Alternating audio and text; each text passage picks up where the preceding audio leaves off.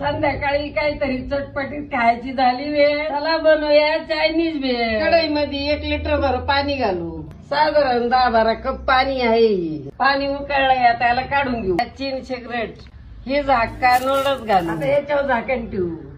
5 मिनिटं झालेत, आता हे नूडल्स गाळून घेऊ, त्याला गार पाण्याने धुवून घेऊ। कढईमध्ये ना तेल गरम करायला ठेवलंय मी, आता हे शिजवलेले नूडल्स घालू। याला आहे ना छान लाल रंगावर तळून घेऊ, काढून घेऊ। चला आता भेळ बनवू।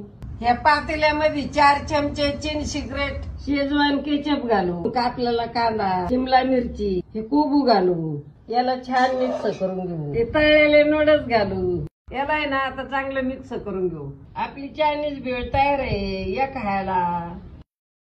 एकच नंबर झाली। तुम्हाला पण माझ्यासारखी चटपटीत शेजवान भेळ बनवायची असेल तर बस चिंग इट।